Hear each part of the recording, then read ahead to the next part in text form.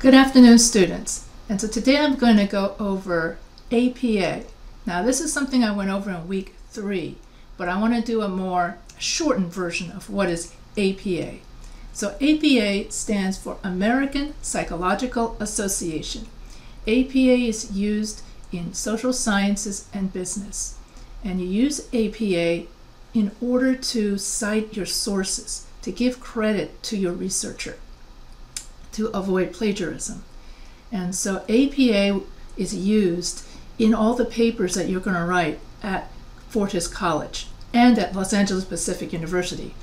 So I'm going to go over APA, and I'm going to go over how APA is used, and I'm going to go over the different kinds of citations, and I'm going to go over reference citations. It's going to go really fast. So hold on to your seats, and I'm going to share my screen as I go over APA. So first I've got to wait for the whiteboard to load. So then here I would press text, and now I can start sharing. And so when we have APA, and so it stands for American Psychological Association, APA. And we use APA whenever we have numbers, percentages, statistics, whenever we have medical facts, whenever we have scientific facts, whenever we have historical facts, legal facts, and whenever we have any kind of unknown knowledge. And so we always cite our sources in order to avoid plagiarism. And so there are two kinds of ways in which you can cite your sources. And so you always cite your sources inside the body of your body paragraphs. And so those are known as in-text citations. When you cite sources inside the body of your body paragraphs. And so you have two kinds of sources. You have direct quote, where you quote verbatim from your source. And then you have paraphrase quote. Paraphrase quote, where you summarize the source. Now in both kinds of quotes, even if you summarize the source, you still have to cite the source. So if you do a direct quote, any kind of numbers is a direct quote because it's the researcher that did the research for that, to get that number. And so we want to give credit to that researcher for coming up with that number. And so if I say 50% of Americans are obese, that is considered a direct quote because you're taking it word per word from the source. Then you need to put in the author's name, the date, and the page number. So that is a direct quote where you have a beginning quotation mark, an ending quotation mark.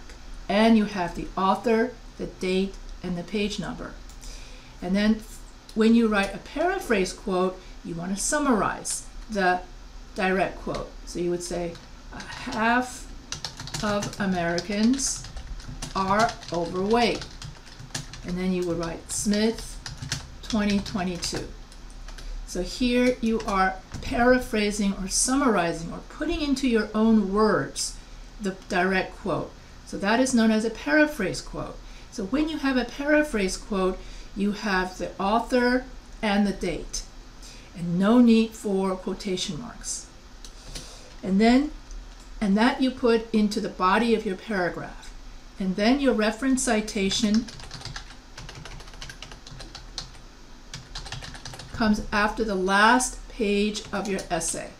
And then you put in the last name, first name, period, date, article name, and then you put in the where you got it from. So I could say Center for Disease Control website. Then the date you retrieved the website.